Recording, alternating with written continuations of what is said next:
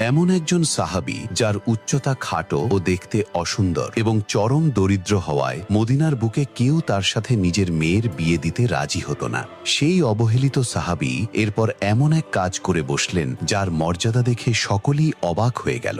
এই মহান সাহাবীর নাম হল হযরত জুলাইবিব রাদিয়াল্লাহু। তিনি ছিলেন মদিনার একজন আনসার সাহাবী। সমাজের চোখে তিনি ছিলেন একজন অতি সাধারণ ও দরিদ্র মানুষ। তার তেমন কোনো বংশমর্যাদা বা পরিচিতিও ছিল না।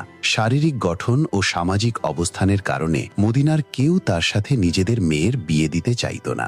একদিন রাসূলুল্লাহ সাল্লাল্লাহু আলাইহি ওয়াসাল্লাম মদিনার একজন আনসার সাহাবীর কাছে গিয়ে তার মেয়ের জন্য বিয়ের প্রস্তাব দেন।